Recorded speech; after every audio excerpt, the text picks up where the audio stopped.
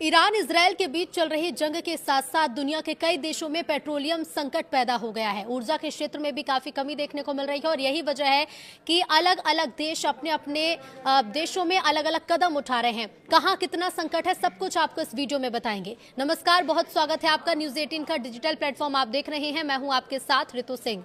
दुनिया एक बार फिर संकट के दौर में खड़ी दिख रही है, जहां हालात धीरे धीरे 2020 की याद दिलाने लगे हैं। फर्क यहां पर सिर्फ इतना है कि इस बार वजह कोई वायरस नहीं है, बल्कि तेल और गैस की सप्लाई पर आया बड़ा झटका है। मिडिल ईस्ट में स्ट्रेट ऑफ हॉर्मुज के आसपास बढ़ते तनाव और ईरान, अमेरिका, इजरायल के बीच जारी टकराव ने तेल सप्लाई को बड़ा झटका दिया है। अगर ऐसे ही हालात कुछ दिन रहे तो जल्द ही कई देशों में लॉकडाउन की स्थिति बन सकती है। हालांकि ये लॉकडाउन कोविड-19 जैसा लॉकडाउन नहीं होगा, बल्कि इसे एनर्जी लॉकडाउन कहा जा सकता है। कई देशों में एनर्जी लॉकडाउन जैसे कदम उठने भी लगे हैं। पाकिस्तान, थाईलैंड, वियतनाम, बांग्लादेश और फिलीपींस जैसे देशों में पेट्रोल डीजल की खपत कम करने के लिए बड़े पैमाने पर वर्क फ्रॉम होम लागू किया जा रहा है। इसके साथ ही ऑफिस और घरों में एसी का तापमान 26 डिग्री या उससे ऊपर रखने के निर्देश हैं। कई जगहों पर स्कूल, कॉलेज भी ऑनलाइन कर दिए गए हैं ताकि ट्रांसपोर्ट में होने वाले ईंधन खर्च को कम किया जा सके। एनर्जी लॉकडाउन कोई आधिकारिक शब्द नहीं है, लेकिन हालात को समझाने के लिए इसका इस्तेमाल किया जा रहा है। जब किसी देश के पास ऊर्जा यानी तेल, गैस या बिजली की कमी हो जाती है तो सरकारें इस खपत को कम करने के लिए लोगों की रोजमर्रा की गतिविधियों पर कुछ सीमाएं लगाने लगती हैं। ये वही स्थिति होती है जब आपसे कहा जाता है कि बेवजह यात्रा न करें, ऑफिस घर से करें, एयर कंडीशनर सीमित चलाएं, गैर जरूरी काम फिलहाल टाल दें।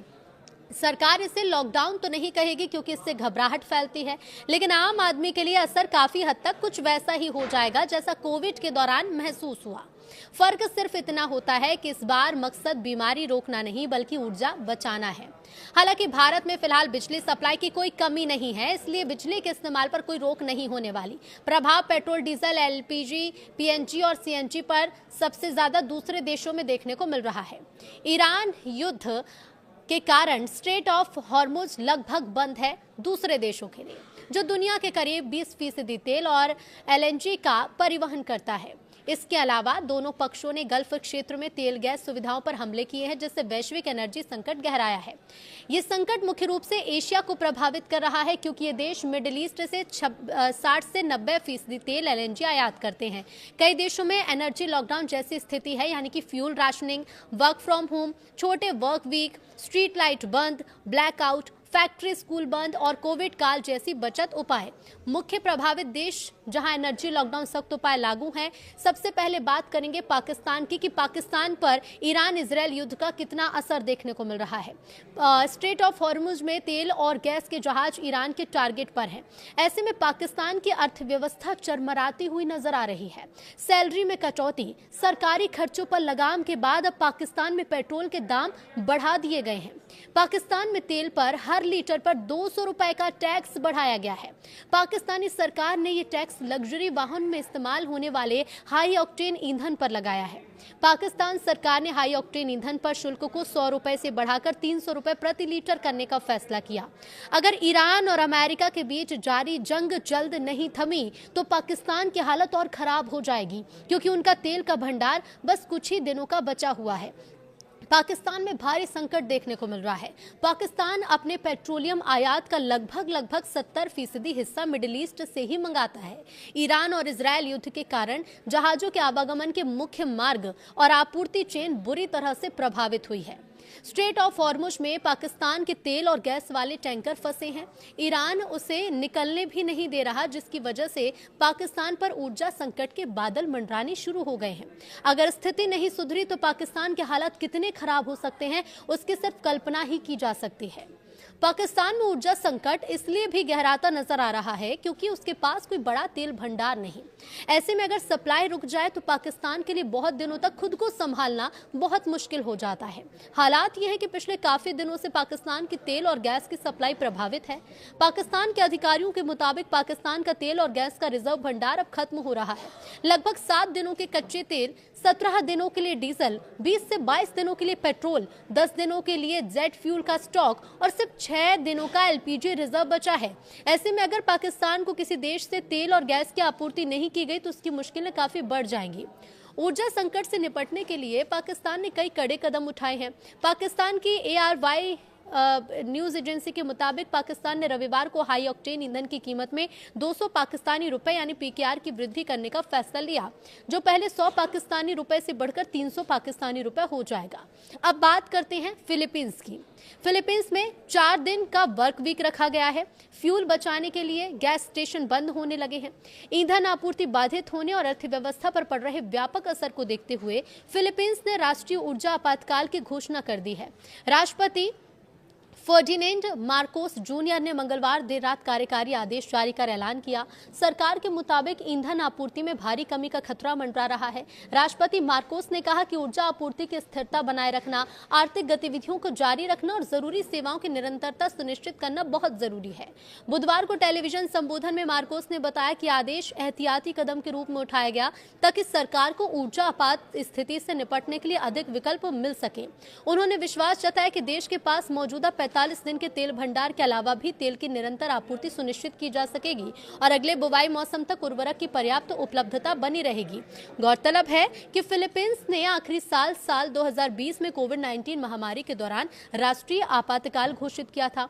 45 दिनों का तेल भंडार फिलीपींस के पास बचा हुआ है। ईरान युद्ध को देखते हुए कई देश तेल संकट से निपटने को उपाय कर रहे हैं, लेकिन फिलीपींस औपचारिक रूप से राष्ट्रीय ऊर्जा आपातकाल घोषित करने वाला पहला प्रमुख देश बन गया है। इस महीने फिलीपींस की मुद्रा पेसो एशिया की सबसे खराब प्रदर्शन करने वाली मुद्रा में रही, जिसमें करीब 4% की गिरावट हुई। शेयर बाजार में भी लगभग 9% की गिरावट आई। देश अपना लगभग सारा तेल मध्य पूर्व से आयात करता है। रिपोर्ट के मुताबिक 20 मार्च तक उनके पास 45 दिन का ही तेल भंडार था। राष्ट्रपति मार्कोस ने मंगलवार को बातचीत में ये चेतावनी दी कि जेट ईंधन की कमी के कारण विमानों की उड़ान रोकना एक स्पष्ट संभावना है। फिलीपीन एयरलाइंस के अध्यक्ष ने बुधवार को बताया कि कंपनी ने जून के अंत तक अपनी ईंधन जरूरतें पूरी करने के लिए पर्याप्त स्टॉक सुरक्षित कर लिया है, लेकिन उसके बाद की स्थिति अनिश्चित बनी है। राष्ट्रपति विशेष समिति का गठन भी करेंगे। आपातकाल की घोषणा के तहत राष्ट्रपति एक विशेष समिति बनाने जा रहे हैं जो ईंधन, भोजन, दवाइयां, कृषि उत्पाद और अन्य आवश्यक वस्तुओं की उपलब्धता और वितरण सुनिश्चित करेगी। ये समिति ऊर्जा प्रबंधन के उपाय की निगरानी के साथ प्रभावित क्षेत्रों और उपभोक्ताओं को सहायता पहुंचाने का काम भी करेगी। अब बात श्रीलंका और वियतनाम की। तो देखिए, फ्यूल सेविंग मोड में है। राशनिंग और सीमित उपयोग यहां पर भी किए जा रहे हैं। ईरान पर अमेरिका इजरायली हमलों के बीच श्रीलंका की तटस्थ रहने की कोशिश है। उसकी विदेश नीति के लिए ये एक अहम परीक्षा बन गई है। पिछले हफ्ते श्रीलंकाई राष्ट्रपति अनुराग कुमारा दिसानायके ने कहा था कि इस संघर्ष में शामिल किसी भी पक्ष की सैन्य संपत्ति का श्रीलंका में स्वागत नहीं है। इस दौरान उन्होंने संसद को यह भी बताया कि फरवरी के आखिर में सरकार ने 2 अमेरिकी लड़ाकू विमानों को मट्टाला हवाई अड्डे पर उतरने की अनुमति देने से मना कर दिया। इसके साथ ही 3 ईरानी नौसैनिक जहाजों को श्रीलंका में लंगर डालने के अनुरोध को भी ठुकरा दिया। श्रीलंका आजादी के बाद से ही एक गुटनिरपेक्ष तटस्थ देश रहा है। हालांकि इसका प्रमुख कारण किसी भी दूसरे शक्तिशाली मुल्क द्वारा भाव न दिया जाना भी था। श्रीलंका शुरू से आर्थिक और सैन्य रूप से कमजोर देश रहा है। ऐसे में वो ना तो पहले और ना ही अब किसी भी देश को नाराज करने का जोखिम उठा सकता है। अब ऐसे में श्रीलंका के आसपास भी काफी संकट मंडरा रहा है। श्रीलंका में भी उद्योगों के लिए खासतौर पर पश्चिमी देशों के बाजारों पर निर्भरता है। कुल कपड़ा आयात का यहाँ 40% से ज्यादा हिस्सा अमेरिका भेजा जाता है और ऐसे में अगर अमेरिका नाराज होता है तो इसके तत्काल आर्थिक दुष्परिणाम दिखने लगेंगे। ऐसे में फिलीपींस में भी आपने देखा कि 4 दिन का वर्क फ्रॉम होम अनिवार्य कर दिया गया है और कई फ्यूल स्टेशन यहां पर बंद भी होने लगे हैं। अब बात कर लेते हैं बांग्लादेश की कि बांग्लादेश पर इस संकट का कितना प्रभाव है। तो यहां पर फ्यूल राशनिंग, पेट्रोल, डीजल सीमित कर दिए गए हैं। अस्थायी ब्लैकआउट है। यूनिवर्सिटी कैंपस बंद है। रमजान की छुट्टियां पर यहां पर बढ़ा दी गई हैं। गारमेंट फैक्ट्री में बिजली की बचत की जा रही है। ईरान इजरायल युद्ध का बांग्लादेश पर काफी गहरा नेगेटिव असर देखने को मिल रहा है, जिससे ईंधन की भारी कमी और महंगाई बढ़ गई है। मार्च 2026 तक जेट ईंधन की कीमतें 80% से ज्यादा बढ़ गई। ऊर्जा संकट के कारण पेट्रोल पंप पर लंबी लाइन देखी गई। इस संकट से बांग्लादेश की जीडीपी में 3% तक की गिरावट भी आशंका है। बांग्लादेश पर युद्ध के प्रमुख प्रभाव क्या है? तो देखिए, सबसे बड़ा है तो ऊर्जा संकट। हॉर्मुज जल डमरू मध्य में व्यवधान के कारण, जो बांग्लादेश के लिए एलएनजी और तेल का प्रमुख मार्ग है, ईंधन की आपूर्ति बाधित हुई है।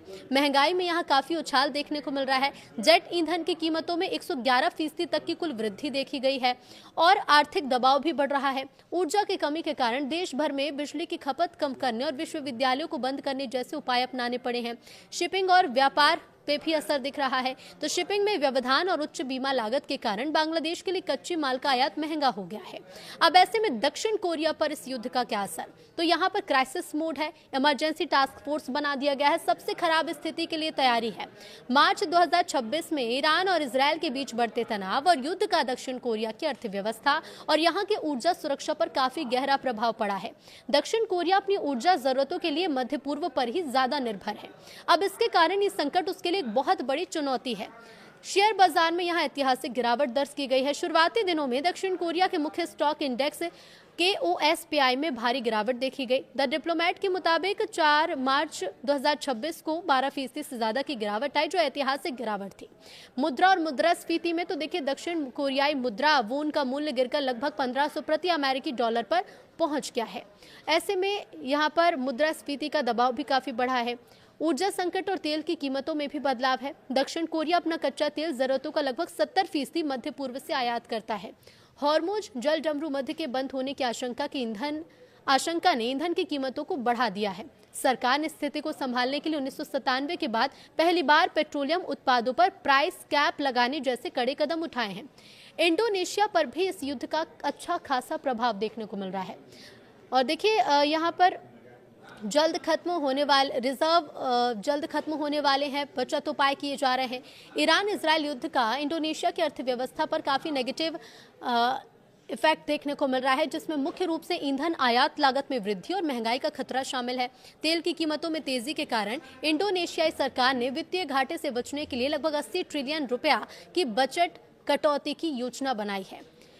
ईंधन की यहाँ पर ऊंची लागत हो रही है। तेल की कीमतों में वृद्धि से इंडोनेशिया पर आर्थिक बोझ बढ़ा है। देश अपनी ऊर्जा जरूरतों का एक बड़ा हिस्सा यहाँ आयात करता है। कच्चे तेल की कीमतों में तेजी से देश में आयातित महंगाई का डर बढ़ गया है। राष्ट्रपति प्रबोवो सुबियांतो की सरकार युद्ध के आर्थिक प्रभाव से निपटने के लिए लगभग 80 ट्रिलियन रुपया की बजटीय बचत की तलाश कर रही है। हॉर्मुज जल डमरू मध्य में तनाव के कारण सप्लाई चेन में भी रुकावट है, जिससे औद्योगिक कच्चे माल की उपलब्धता भी प्रभावित हो सकती है। वैश्विक आर्थिक अनिश्चितता के बीच इंडोनेशियाई रुपया पर दबाव बढ़ने की भी संभावना है। चीन और जापान पर क्या असर है? तो देखिए चीन के लिए युद्ध एक दोहरी चुनौती बनकर आया है। यहाँ चीन अपनी कुल समुद्री कच्चे तेल की जरूरतों का लगभग 13 से 14% ईरान से आयात करता है। युद्ध के कारण ईरान से होने वाला 10 लाख से 14 लाख बैरल प्रतिदिन का तेल आयात प्रभावित हुआ है। यहाँ कच्चे तेल की कीमतों में उछाल से चीन के विशाल पेट्रोकेमिकल उद्योग की लागत बढ़ गई है, जिससे प्लास्टिक उर्वरक जैसे रसायनों के दाम भी बढ़ गए हैं। महंगाई का खतरा भी है। चीन जो अब तक मंदी से जूझ रहा था, अब यहाँ खराब मुद्रास्फीति का खतरा मंडरा रहा है, जिससे आम जनता की क्रय शक्ति कम हो रही है। और ऐसे में चीन के साथ साथ जापान में क्या असर है? तो जापान की अर्थव्यवस्था जो पहले से कमजोर थी, येन से जूझ रही थी, इस युद्ध से और भी ज्यादा संकट में आ गई है। जापान अपनी जरूरत का 90% से ज्यादा कच्चा तेल मध्य पूर्व से आयात करता है, जिसका बड़ा हिस्सा हॉर्मुज जल डमरू मध्य से होकर ही गुजरता है। अब इस रास्ते में रुकावट से जापान में भी ईंधन की भारी किल्लत हो गई है। खाद्य पदार्थों पर भी यहाँ प्रभाव पड़ रहा है और इसके साथ ही साथ आर्थिक मंदी का जोखिम भी यहाँ पर मंडराने लगा है। यूरोप में गैस की कीमतें बढ़ गई हैं। नई एनर्जी क्राइसिस की आशंका है, राशनिंग की संभावना है। अफ्रीका जैसे केन्या, मिस्र में फ्यूल कीमतें बढ़ गई हैं। महंगाई बढ़ी है। कुछ देशों में रात 9 बजे तक दुकानें अब बंद कर दी जा रही हैं। गल्फ देश यानी कतर, यूएई, सऊदी, कुवैत में खुद हमलों से प्रभावित हैं। प्रोडक्शन यहाँ कम हो गया है, लेकिन ये उत्पादक भी हैं। इधर इंटरनेशनल एनर्जी एजेंसी यानी कि IEA ने इसे इतिहास का सबसे बड़ा एनर्जी डिसरप्शन बताया है। तेल कीमतें 100 से 120 प्रति बैरल तक पहुंच गई हैं। अब ऐसे में वर्क फ्रॉम होम, धीरे ड्राइविंग, गैस स्टोव कम उपयोग, फैक्ट्री बंद करने जैसी अपीलें दूसरे देशों में की जा रही हैं।